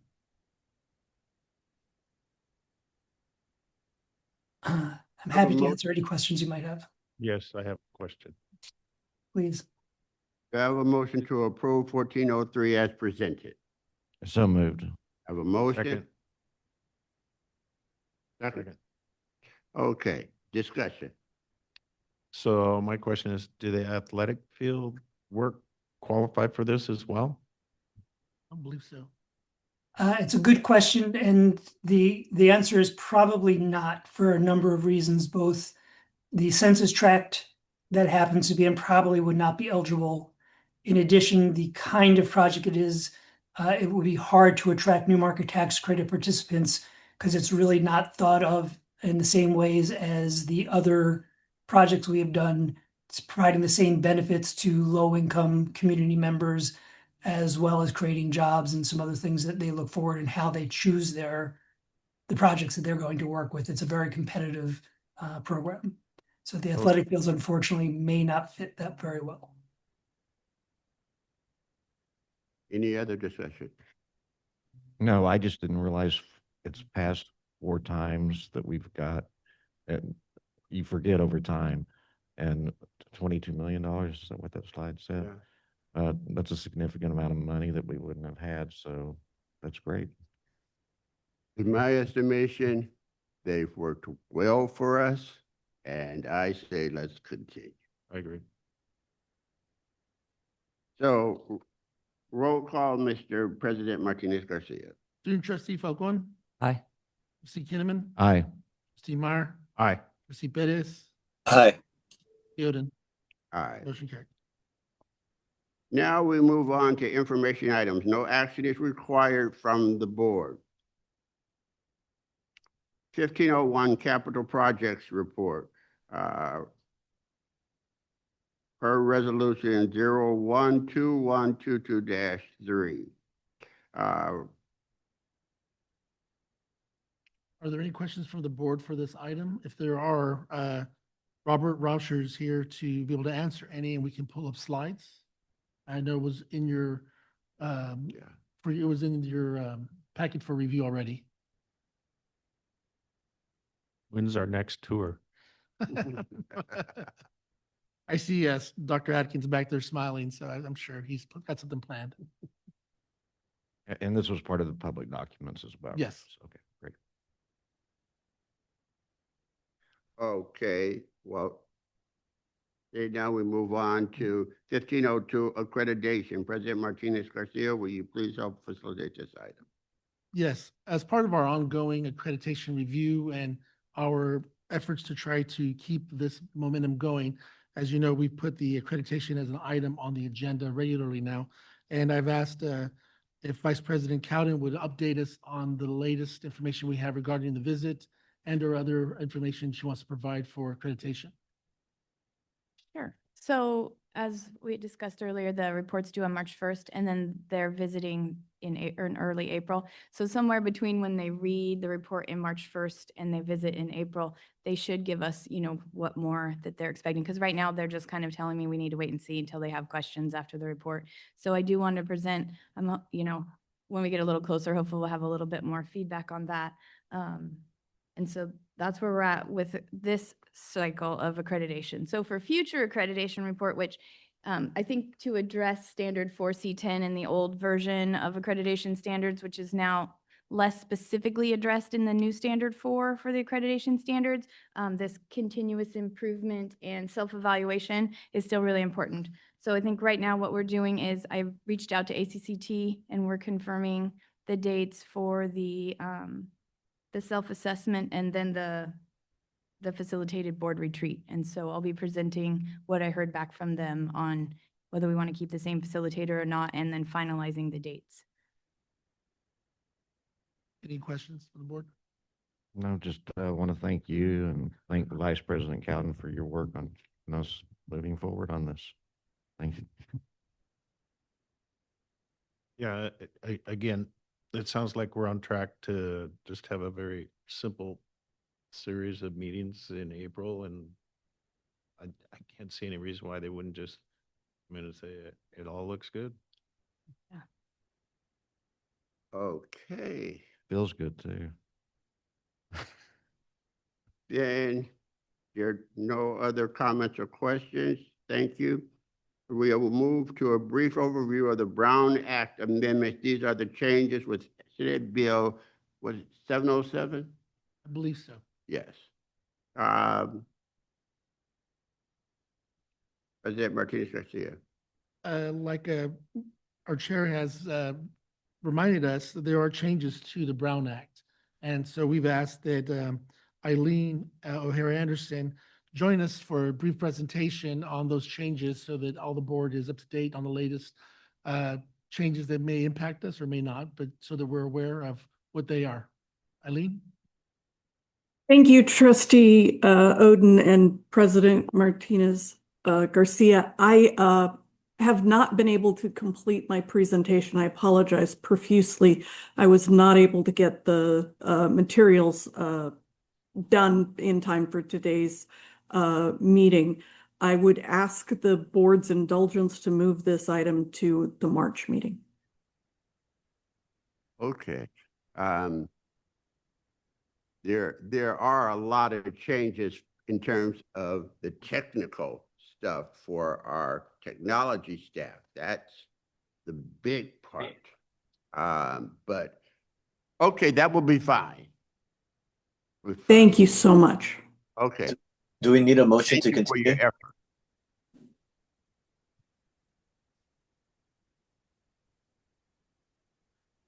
Pardon me, Mr. Chair. Do we need a motion to continue the item?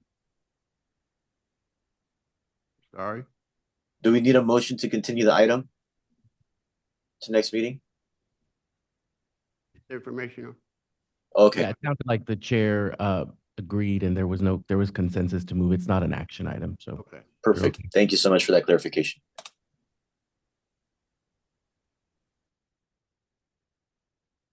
Okay, 1504, Indian Nations College, President Martinez Garcia.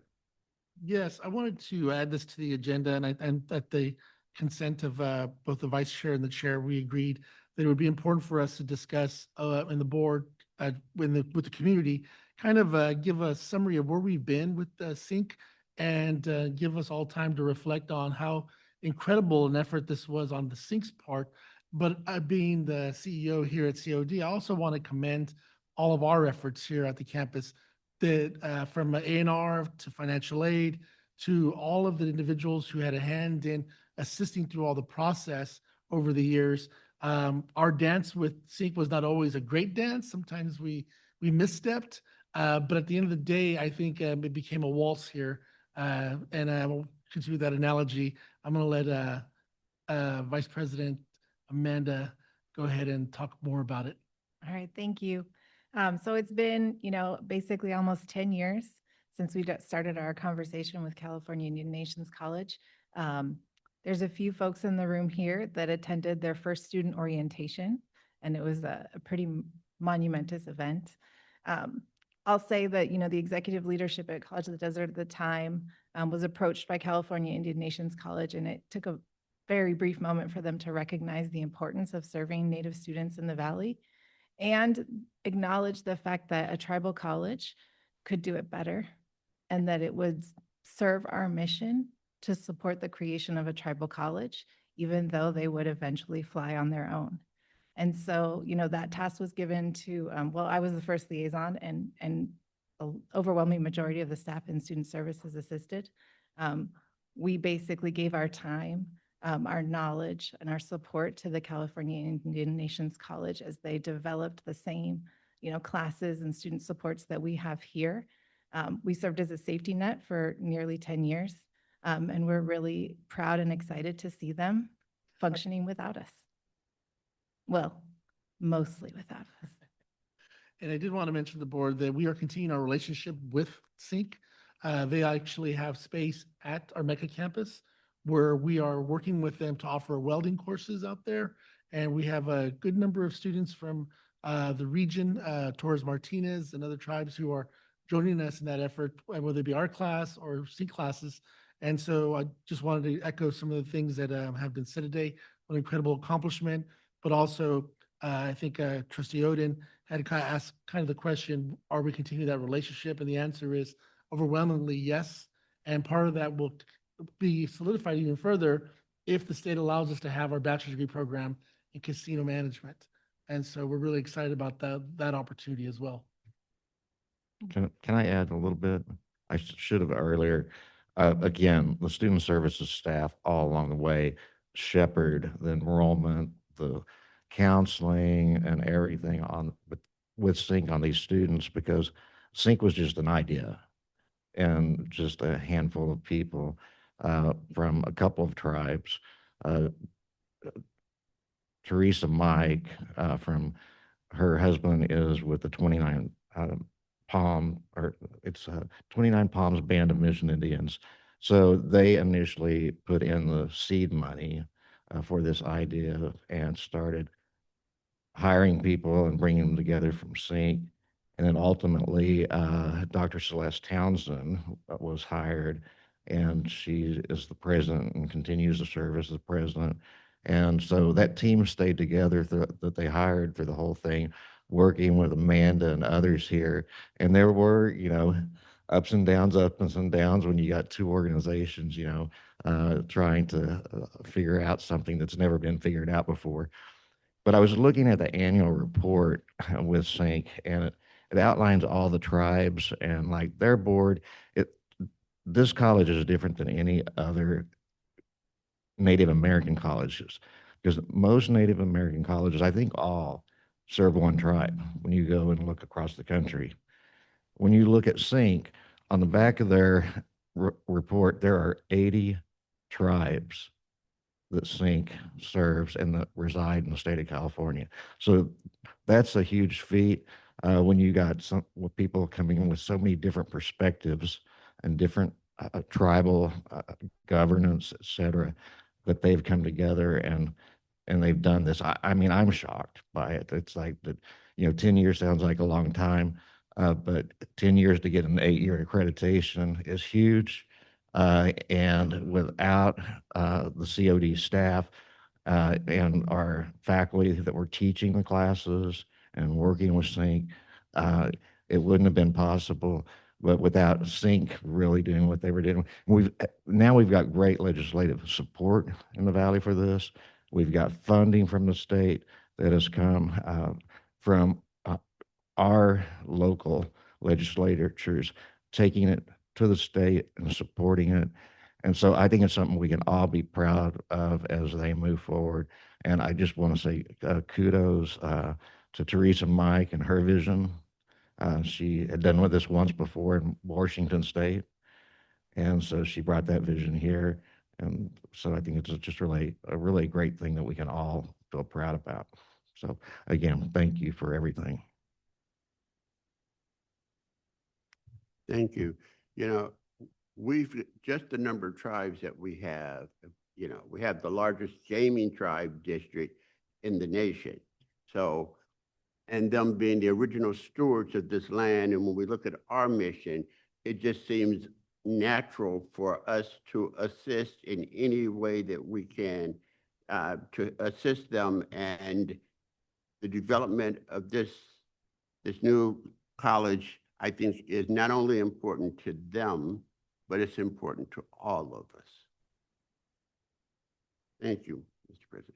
Thank you. All right. Any more comments? Then we move on to information item number 16, Administrative Services, 1601, 2025-26, CCFS 31, Quarterly Financial Status Report, second quarter. That item is informational. If there's any questions from the board. And for 1602, 2024-25, Jesuit Community College District Measures B and CC Bond Financial and Performance Audits Report. Any questions, observations? Dr. West, any comments?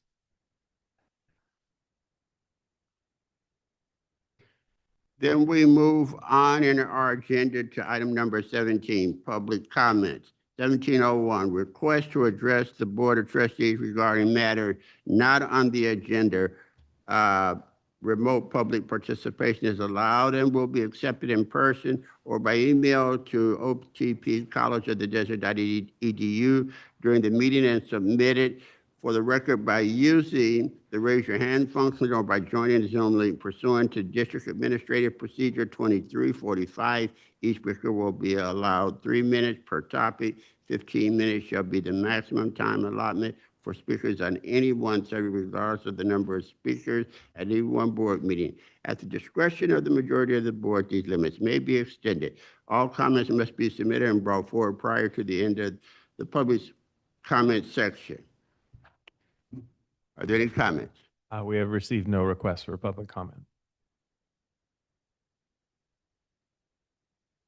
Future agenda items, number 18.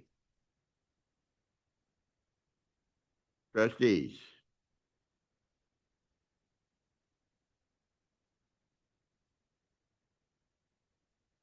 Trustee Falcon. No, thank you. I have none at this time. Thank you. Okay. I would like to request cards for the trustees. Blank cards, just that said, just. I thought you said cars. Well, that too. I was going to vote for that. Why not? No, cards, C-A-R-D-S. You saw the look on my face. Blank cards, yes. I was like, what? Are you talking? Blank card so that, if we want to write a note to someone or thank you from the trustees, okay? I would like for us to look into the program with Graduation Alliance because I think it really supports the program that we already have, and it frees, I think, our staff up to really do some other things, the 80-20 principle. And also I'd like for us to look at programs for intake and a tracking system for legal matters. Did I send you that? Yeah, okay, I just thought, okay, because On It has a program, but I'm just not sure if it fits us or the legal system. I'm just not sure, but I'm sure there's some out there that fit just colleges. Okay, and that concludes my future agenda items. So item number 19, at this time, we will 11:29 recess to closed session.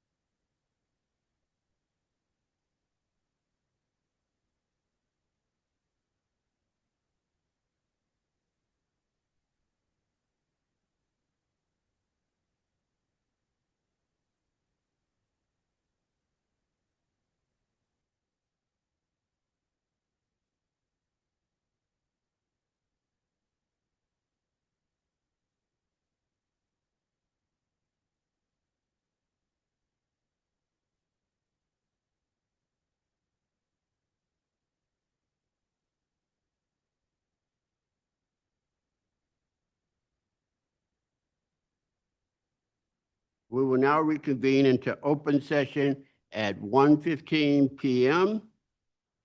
No reportable action taken in closed session. So at this time, one more minute. We'll open and close at the same time. That it? No. We will adjourn this meeting at 1:16.